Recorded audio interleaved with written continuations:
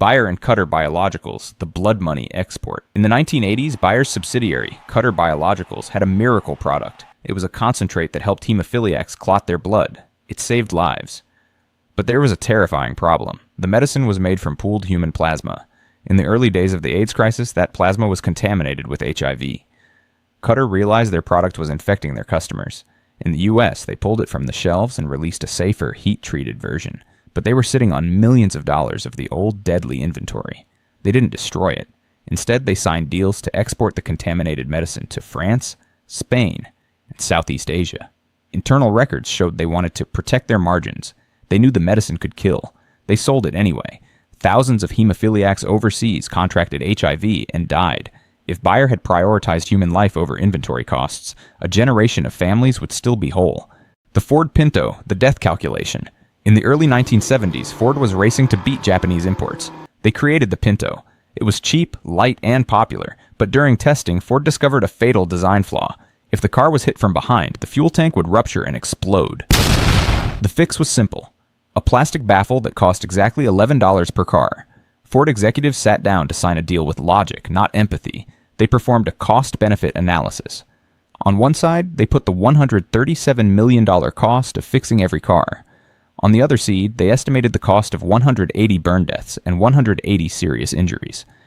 They valued a human life at $200,000. The math showed it was cheaper to let people burn and pay the lawsuits later. They signed off on the no-fix deal.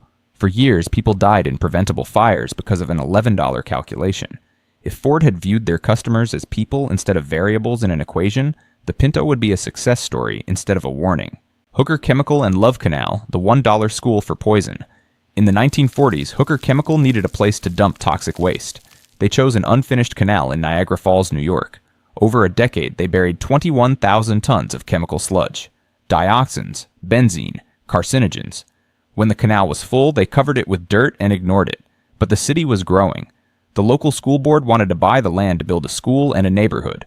Hooker Chemical knew the land was a ticking time bomb. They signed a deal to sell the land for exactly $1. But there was a catch. They inserted a clause in the deed that absolved them of all future liability. A school was built directly on top of the chemicals. Homes followed. In the 1970s, the rain came.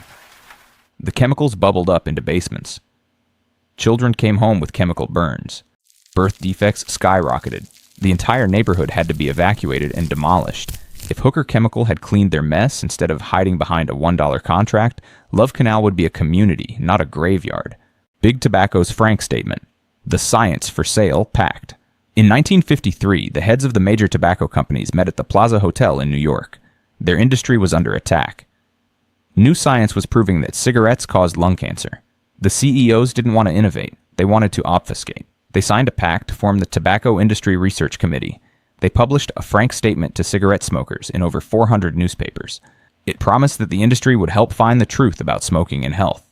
It was a lie. The real deal was an agreement to fund distraction science. They spent decades paying scientists to find other causes for cancer, like carpet fumes or stress. They knowingly suppressed their own internal research for 50 years.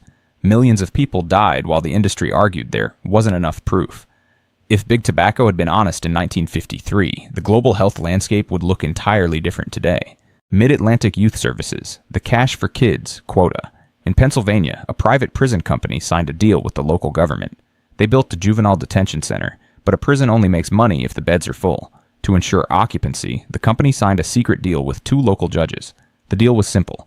The judges would receive kickbacks for every child they sent to the facility. Judge Mark Ciavarella began a zero-tolerance policy. He sent a 14-year-old to jail for creating a parody page of a principal on MySpace.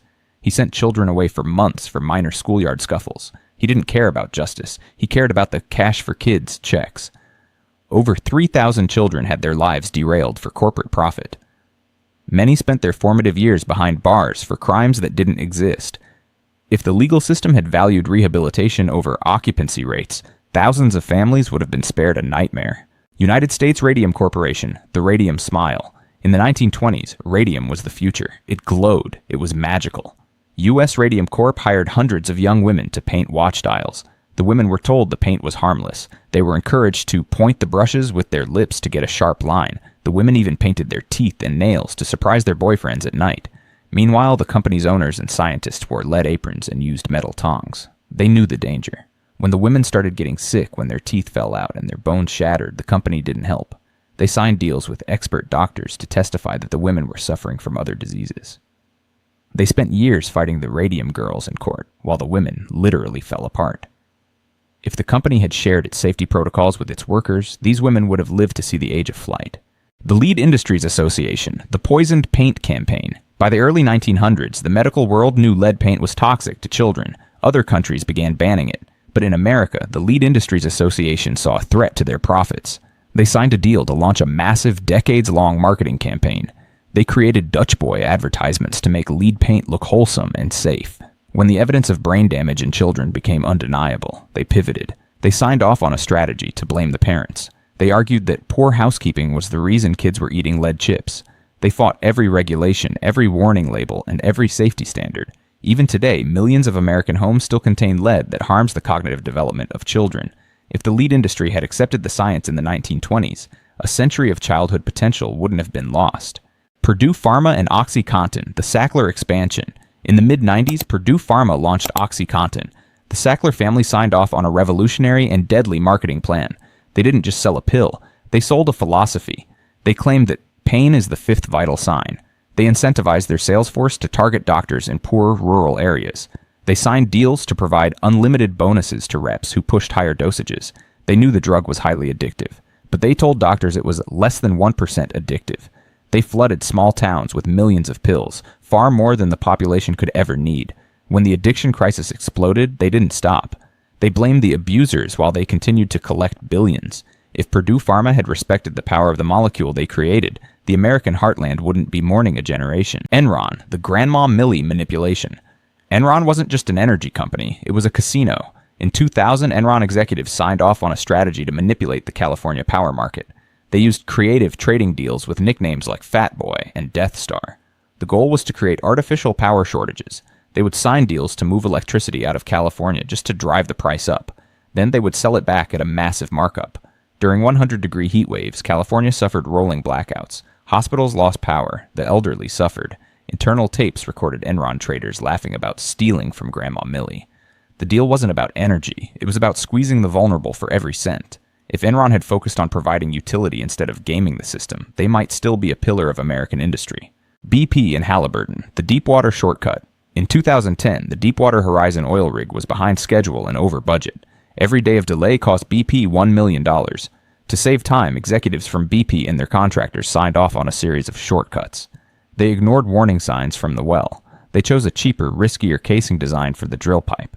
They cut corners on the cement job that was supposed to prevent gas leaks. They signed off on a proceed order despite failed safety tests. On April 20th, the well exploded. 11 men died instantly. For 87 days, oil spewed into the Gulf of Mexico, destroying thousands of small businesses and an entire ecosystem, all to save a few $1 million in delay costs. If BP had valued the ocean as a resource rather than a hurdle, the Gulf would still be thriving.